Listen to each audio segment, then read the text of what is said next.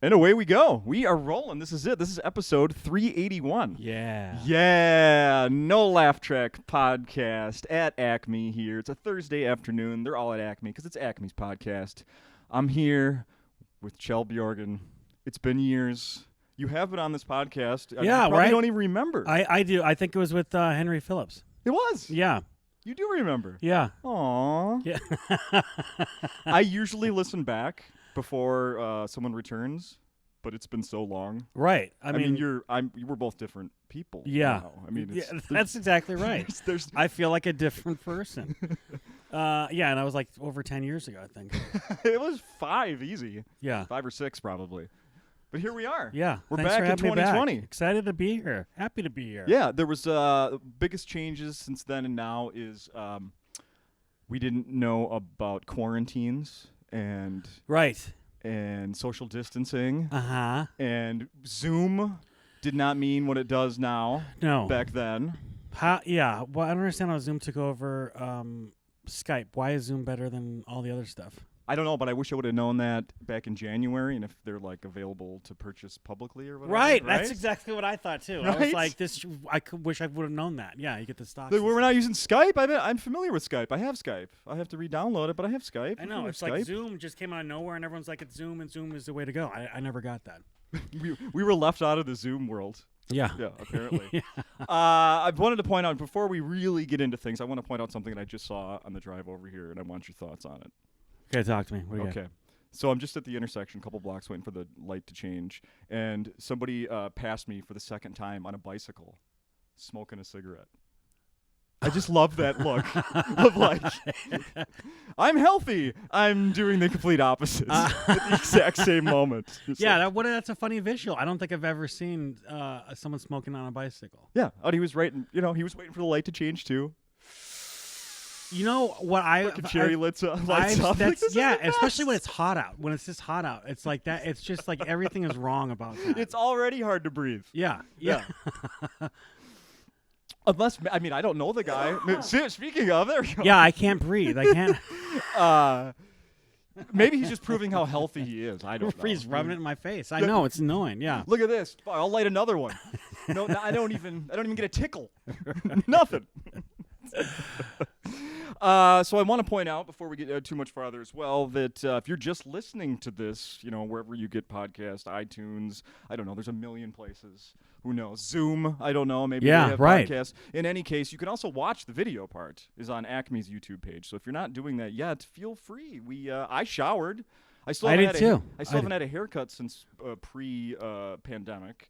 But really? Yeah. So you're going? This is 6 months. Wow. I got it cut nice and short beforehand, and now it's. Yeah, you really must have. Are you doing the sides? It looks like you're doing the sideburns at all, or I'm not trying to. They just don't grow right there. They just don't grow. Wow. Yeah.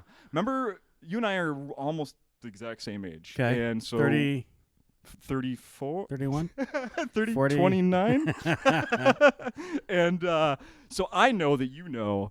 And you know that I know. You know that I know. What? And that's all we need to say. No, remember 90210? Yeah. The Walsh, Dylan, Joe Mauer later on, the sideburns. Yeah. Yeah. Back when everybody had sideburns, did you have sideburns? Yeah, I think I did. Yeah. I think I did at that point. You had to, right? Yeah, I tried. Oh, and you they're like pushed too far from my ear. It's like they're not even. This isn't even like they're like I could put my finger between the space of where they should be and where they're growing. It's just completely wrong. That's so sad. Yeah, it's not thick. See, yeah, well, but I had like the the beard and like I look kind of like cabiny or whatever, but there are pros and cons to all of it. Like I had to have laser hair removal surgery all over the place. Oh. So yeah, that was a serious part of my life where I had to go in and have it on my back and on my chest and on my stomach. What is there improvements to life after hair? I had it on my back because it's like no one likes hair on their back. Right. And yeah, there's improvements. You feel great about yourself. Life has changed. You can take your shirt off in public with no back hair. It's awesome. You just. It's amazing how things tie in sometimes because I just mentioned Joe Mauer with the sideburns. I went to a Twins game in Milwaukee. I don't know, let's say 10 years ago, back when Mauer was still playing. Okay. Right? And there was a guy, and you could look it up because the picture, I still see it occasionally. It'll pop through like in my Twitter feed or whatever. There was a guy that attended that same game and had such a hairy, he had dark hair and such a hairy back. He shaved the name Mauer into his back hair with the jersey number, number 7. Right. Yeah, I've seen stuff like that happen before. It's like, I wish I could be that comfortable and confident with myself to just shave that and then my back hair, but I'm like, I just feel repulsive and everyone hates me. That's it's always been my prerogative on things, you know. Fair enough. I wish I had that bravado. Yeah. Life would be so much more pleasant. Wouldn't it though? Yeah. You mean you don't dance like no one's watching? No, I don't. No, I don't, because I can't breathe. So when I try to dance, it just ends up being that whole.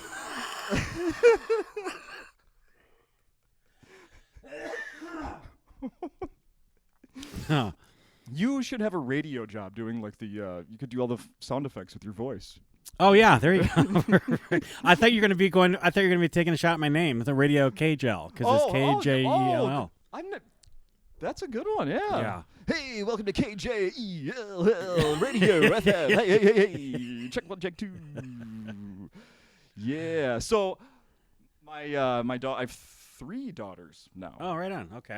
14, 12, and 10 months. Congratulations. Thank Having you. sex and stuff. At least 3 times. Very proud of you.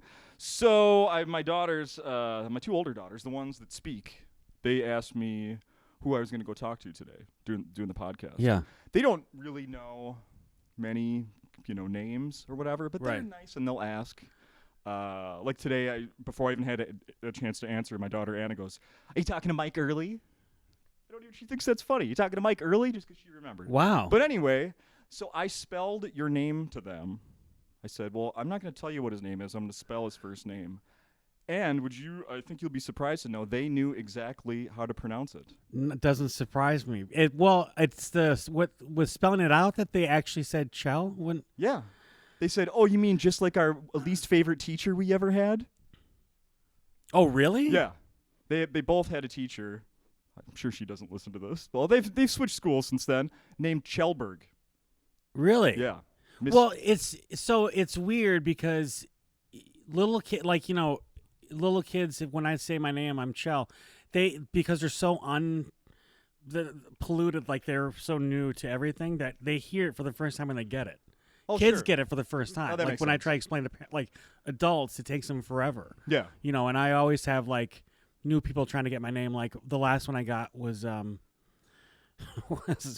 Nate Apshire was staying crashing my place, and the woman was there, and she's like, "Are you staying with?" She thought my name was Gleb. That's the newest one, and somehow she got Gleb out of Gleb. Kjell, Gleb, which is the ugliest fake name I've ever heard. Gleb. Yeah, Gleb. but I love the fact that Stop being so gleb. that's Accept it. Your kids loved they were able to say that.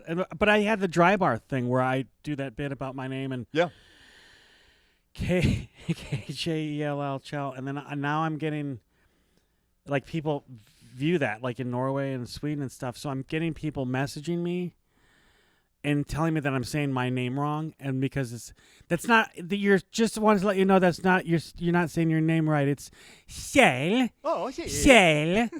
And I'm like, I'm not trying to get into an argument with anyone about how to pronounce my name. I'm not.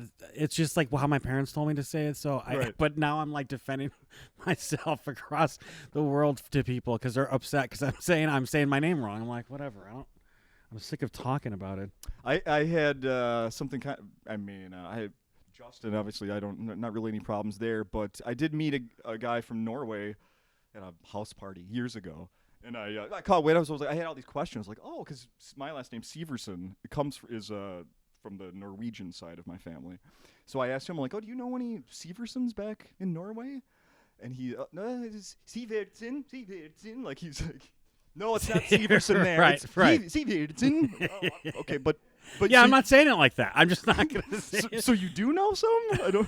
Are we agreeing here? I don't know. Severson. Yeah, it's just it's weird. It's an accent, the way they accentuate certain parts of it that you have to say it that way. Yeah. Yeah. Seabirds. But what do we know? We're dumb Americans. What do we know? I'm glad you brought up the dry bar. I do want to talk about that. How it was maybe a couple years ago now? How long ago did you record that? 3 years ago. 3 years ago. Yeah. 4 years ago. Well, how much irony is in your? Because I watched it. How much irony is in your delivery? I guess when you say that it's your favorite city at the beginning of it. Did I say that? Yeah. It's that whole thing was I didn't know what dry bar was. You didn't know what city you were in? Before I was booked for it, all he said was I'm gonna get a good tape out of it and I get paid like a gig. I thought it was a regular gig. I didn't know it was gonna be like this thing that was gonna have all these views and like a. So I went in there and then they just said you can't swear, and you can't say oh my God because they're what is it, Mormon? Is that what the? That's right. Yeah. Yeah. So they're saying like. Don't if you swear it's gonna make them uncomfortable. If you say oh my God, it's gonna make them uncomfortable. So I had to do 40 minutes and I'm like I was nervous about because I had to take out some jokes that were kind of dirty, I guess. Yeah. And I'm nervous about filling the 40 minutes. So it doesn't surprise. Now I realize why I said this is my favorite city. Yeah, being sarcastic, being silly, but then like just being nervous the whole time. Like in that thing, I drank a half bottle of vodka before that taping. So you can see, and I'm sick too. This is when I first started getting the asthmatic symptoms and stuff. Yeah, yeah. So I was nervous, and then I drank it. That I was drinking then, and I pounded over half a bottle of vodka. So I've got 2 recordings. I got one like with the dry bar, which is the video. It's on YouTube or whatever, and then I recorded my album, and I'm totally sober for that. So it's it's pretty much the same material, but 2 different. One where I'm pretty much hammered, and then one where I'm pretty much sober. So it's an interesting. Very interesting. Yeah. Okay. Yeah. So the album that you're talking about, you've done one. It's the one you recorded at. Yeah. Sisyphus, right? Yeah. It's called. It's called. Oh yeah. It's called. Deliver Us from People. It's called Deliver Us from People. Yeah. I wrote it down. Yeah, I love that. Remember off the top of your head.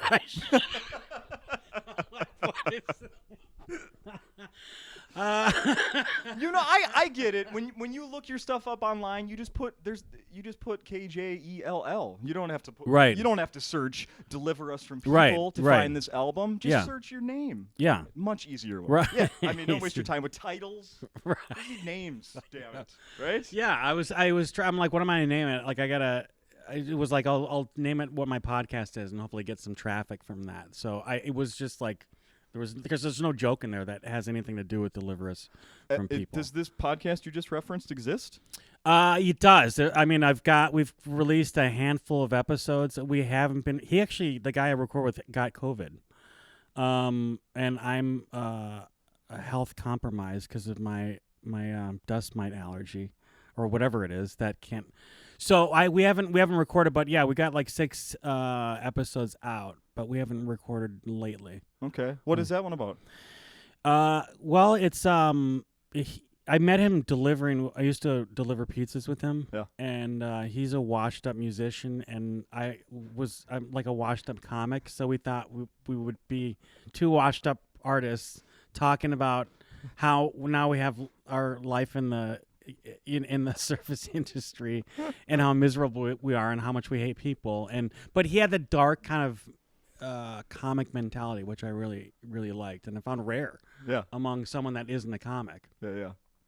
But yeah, he released a couple of albums. He's from Minneapolis and really talented guy, singer-songwriter, and really, really smart. So we had just started and then kind of lost some momentum and then go back and forth every now and again. Okay. So we're just in a holding pattern right now. Yeah. Not done for good? No, not done. No, there's a website and everything. There's a website? Yeah. That makes it official. Yeah. Yeah, uploaded photos of dogs on the website. It just had nothing to do with anything. So I have to spend just a few more minutes on the dry bar thing because I need to talk to you about my favorite part is where they, on their app, where they point out the controversial things that you said. Like are these comments or what? Or is this what the dry bar actually says about it? Dry bar. Okay. Yes. So you can go through I think they have like I'm not going to confuse people. The point is, they have an app, and you can use filters on one of the apps that they have. You can add filters to take out the parts maybe you don't want to listen to, or you don't want your mixed crowd that you're sitting with to watch this listen to, right? Yeah, so they it's not like censorship. It's like people that prefer clean 100% clean comedy. Yeah. Or I think it was also called VidAngel too. It was an VidAngel, app. Yeah. yes. If you go through VidAngel, you can enact their filters that they have. Yeah, so if you're watching with your kids and you want to take out all nudity from a movie or swear words or whatever else and not have to worry about it, that app takes all that stuff out, so you can just watch it with your kids or whatever. Yes, controversial. Right. Can be a little controversial censoring stuff, but so they list there's 12 filters that you can add for your stand-up. Oh, special. I've got 12. Okay. 12. Yes. Oh, I haven't seen this. This is interesting. I love this. None of you guys look this crap up. No, but I do and present it to you, and I'm actually glad you do. So it lists some bodily functions that you reference in your stand-up special. Was that guy be sneezing in the face of small? Kjell, I'm gonna. Do you know what it is? Yes, I'm gonna read to you how they describe it because it is priceless. It's fascinating. I love this. I'm glad.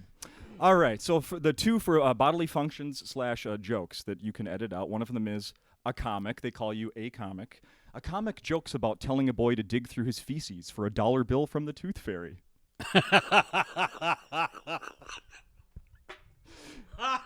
If that makes you uncomfortable, if that's offensive, you don't have to hear that part.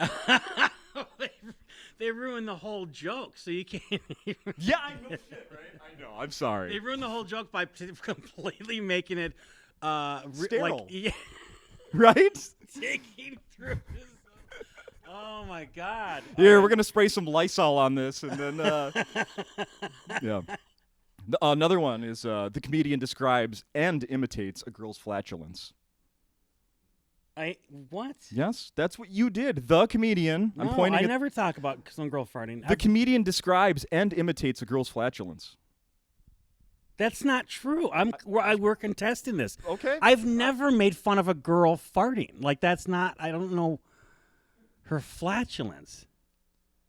When you talk about... you do mention farting. When a 12-year-old or 10-year-old farts. Oh, yeah. Oh, okay. Yeah. Yeah, I'm not making fun of her. I said, have you ever been farted on by an 11-year-old? It's weird. Their farts don't stink. VidAngels, I'll send them what you're saying. Yeah, right? Yeah, that was a compliment, I thought. Fair enough. You ready for more? Yes. All right. These are some other things. These are under the category of sexual reference / innuendo. All right? Mm-hmm. A comic. That's you. A comic jokes about a male toddler discovering his genitals. We got more. The comic makes a comment about attractive women. That's a thing? I mean, some people get uncomfortable hearing compliments towards women. I know. Kjell, I know. A comic makes a sexual reference about a shower curtain. And finally... There's no sexual reference about that. And finally... There was... All right. A comic uses a sexual term to refer to a shower curtain. A sexual term... No, that... Do you know what that joke is? Yes. There's no... What is a sexual reference? I grabbed... I don't know. You say something like, it grabs onto me like a... Yeah, it's clingy. Yeah. But there's not... It's clingy and you can't escape. Yeah. I don't remember any sexual... Well, so the thing is with the dry bar stuff, it's like... Because everyone's like, in the comics are like, don't censor me and all that stuff. But when I went there, I really loved working with those guys because behind the scenes, they're saying, we're not here to censor you. We're here to try to help you, have the best set you can. Mm-hmm. But we know our audience. Yeah, right. And so it's like, we know what makes them uncomfortable. So if you want to avoid saying these things, it might behoove you. But they were always, I was anticipating like hating all of them and being like, you guys are a bunch of prudes and this is annoying. Right. And it sounds like it's annoying when they're doing that, but it's such a market. Like clean comedy is a great market. And obviously some people are older or they're just more sensitive to stuff. and I'm okay. Like it doesn't bother me. Like that doesn't bother me. You know, Right. it's like and I'm surprised that it didn't bother me. But it's like the comments. There are comments that I've read by just regular people watching, where it's like that's when it really starts to it hurts. Like because I was telling you I had to do 40 minutes and I had to fill. It's like I knew I had to fill this time. I was taking jokes out that were really dirty that I couldn't use. And I remember like spacing it, like just trying to just space time. And some guy's like, it's like he's waiting, like his timing's off and he's just sitting there waiting after the laughter. And I'm like, yeah, and it ruined like it just made it so much like I'm like sitting there like, yeah, I'm awesome, like I'm waiting, and I'm like, I'm just trying to fill the 40 minutes. So that's what I hated about it. But all the censorship stuff is fascinating, but it doesn't get under my skin, which I'm surprised by. That's good. Yeah, That's real good, actually. I saw I found this one on your Facebook page. It says one of the many people that have found you on this, like you're saying, these dry bar specials have a large group of fans. Yeah, and they get shared right by the thousands. Right, it's crazy. And I should say that just to be more clear, like there's the one app that you can watch these through, and you can have these filters. But you can also just look up this thing on YouTube, and it's just there's no filter option. So I'm not trying to shit on them, Exactly. Oh no, yeah, I know. I mean, yeah, it's a fascinating side of that part of comedy. So here's a comment I saw from your Facebook page. It says, "I just found you on Dry Bar Comedy, and dude, you are hilarious." And this is the part that I want to bring it up. Just proves you don't have to use ugly language to be funny. Thanks for the ad. You rock. Yeah. Does that make you go, they don't know me? Yeah. That's such a great question. That's exactly what I felt. I'm like, because I would love to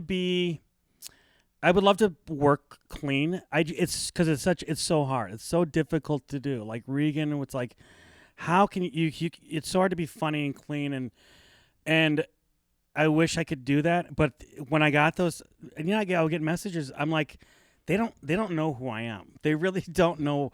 Like I'm not this horrible shock, dirty comic, but no. I'm not clean like they think I am because right. I'm part of Dry Bar. Yeah. So I'm in a weird limbo of, because now it's all like Facebook friend requests that I've gotten a whole bunch, and so now if I'm posting something like that, I normally would have been like, this is dumb and stupid, and my comic friends will like it. I'm gonna be like, people are gonna be upset and offended. It's a weird kind of now limbo that I'm in. Now it's like you're friends with a couple aunts. Yeah, of your aunts on Facebook. That's exactly right. Right. That's exactly it. Yeah. Oh, she's not gonna like this. You're gonna have to open like an anonymous one. To get all the dirty stuff out. Like, it feels good just to share this stuff, even if they don't know. I know, it's me. because they're sweet. Like they're sweet. Like they're really all nice, and I love that they're complimentary. So I'm like, I don't want to let them down. Like I don't want to hurt them, and I don't want to be like dirty just to be or whatever. So it's funny. It's an I get that. place. Let's talk about what you're doing this week here at Acme. Yeah. Obviously, I watched last night at home. I was sitting out on my deck via Zoom, which is so cool to be able to watch a show. Really? Is it? Does it? I mean, I shouldn't say that. I should say everyone should watch on Zoom, and it's going to be awesome. It just seems like, if you're not part of the live audience and you're watching on your computer, that it's a different kind of environment. Well, it is different, but let's take it one step back here. Let's compare it to a thing that a lot of people are doing and just doing the Zoom shows from their home, right? Like what people were doing before Acme had a chance to open back up. Right. I thought those were going to, I've said it here already, I thought those were going to suck. I thought I would hate those. Yeah. I watched a few of those. I didn't hate them. Is it different? Yeah, it's way different. It's way different than what I'm used to. None of that is going to top coming to this club and seeing it in the correct atmosphere. Right. But it can still be its own good, funny, entertaining thing. And, I mean, honestly, like, watching it from home via Zoom like I did last night and I have for the last several weeks, it's a different experience, but I don't know. All I'm seeing is the dark room that I'm familiar with. I'm seeing you come out on stage or whoever do their show. I mean, I can still get into it. I'm still laughing. I can block out, whatever's around me, like I can here. Like how Acme does a good job of keeping it quiet. Yeah. And it's dark. And Did you hear the laughter? Like, did you hear? Yes. You could hear? Absolutely. So, because this is my first time back since COVID, and I did the open mic on Tuesday. Okay. So seeing the chairs scattered, like, it's a whole different environment when it was packed, and like you've got this momentum, this laughter. It's so obviously it's changed. But, and part of me is like, that sucks. But part of me is the same thing with you. Is like, you got to accept it and try to just embrace it. But it did remind me of when I first started comedy, which I started in LA. And it was like coffee shops. And it was open mics with other comics. Yeah. So not real much of an audience. But you really had to, after a while, after just doing the same, trying to do stupid material and no one's reacting, I had to think so different to get a reaction. So it pushed me to make, like, to start taking these huge risks and doing weird random stuff. So I'm like, maybe this might be good for my comedy, like just to be really weird to kind of get the audience on board, and because they're not just going to be jumping on with like everyone else laughing where it's contagious like it was before. Right. And I also think, I mean, you can, this is just my humble opinion, but you can acknowledge, I don't think there's a problem with acknowledging the fact that, some nights it's not the biggest crowd, so maybe there are still people, obviously, that aren't comfortable leaving, their house yet, or going out to, bars and clubs and theaters and everything, like none of us have experienced this before. I think it's okay to, acknowledge it and even make it part of it. Like, we all are in this weird thing, but we can still laugh. We can still, Yeah, and this that's experience. What it's like. We don't know how long this is going to last, if it's here to stay or whatever. Which is, if that's the case, that's the case. But yeah, it's like, okay, so then we roll with it and we adjust and whatever. But just because, that's why I'm trying to really, just because you don't have a sold out audience and it's just a weird electric kind of vibe. Yeah, we can still maintain that somehow in a different form. I completely think so. Yeah.